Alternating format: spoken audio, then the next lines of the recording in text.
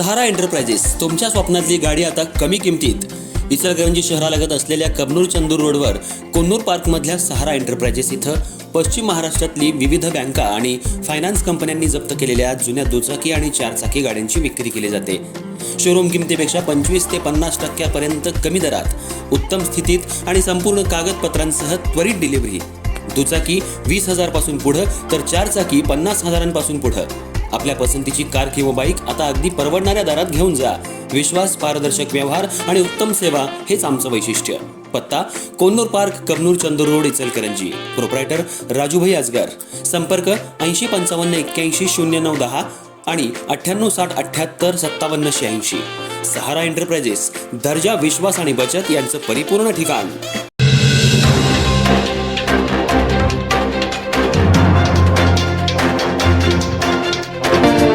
नमस्कार, मी तेजस्विनी मगदूम. एम मराठीमध्ये आपल्या सर्वांचं स्वागत आहे. पाहूयात ठळक घडामोडी. देशातील नरेंद्र मोदीजींचं सरकार सर्व योजना सर्वांसाठी राबवत आहे. मिळणारे फायदे सर्वांनाच दिले जात आहेत. जाती धर्मावर आधारित कोणतीही योजना सरकारनं सुरू केलेली नाही. सबका साथ सबका विकास हा मूलमंत्र घेऊन सरकार काम करत असताना आपली राजकीय दुकानदारी टिकवण्यासाठी मुस्लिम समाजात भ्रम निर्माण करून माथी भडकवण्याचं काम विरोधक करतायत. मात्र ते या मिशनमध्ये यशस्वी होणार नाहीत असा विश्वास भारतीय जनता पार्टी अल्पसंख्याक मोर्चाचे राष्ट्रीय अध्यक्ष जमाल सिद्दीकी यांनी पत्रकार परिषदेत बोलताना व्यक्त केला.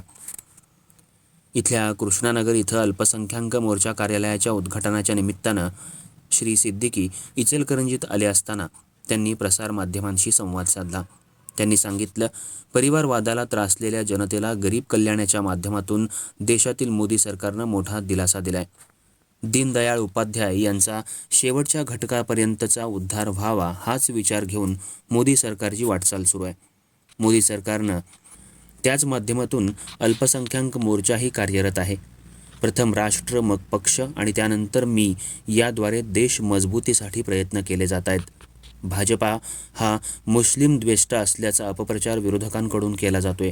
आजपर्यंत विरोधकांनी, विशेषतः काँग्रेसनं, केवळ वोट बँक म्हणून अल्पसंख्याकांचा वापर करून घेतलाय. तरुणांची माती भडकावून भाजपच्या विरोधात भरकटवलं जातंय. देश निर्माणामध्ये कुणा एकाचं नव्हे तर सर्वांचं योगदान आहे. देश मजबूत झाला तर धर्म आणि आपण मजबूत होणार आहोत. भाजपानं प्रत्येक योजना ही कोणत्या एका जाती धर्मासाठी आणली नसून ती सर्वांसाठी आहे. त्यामध्ये कोणताही भेदभाव केला जात नाही.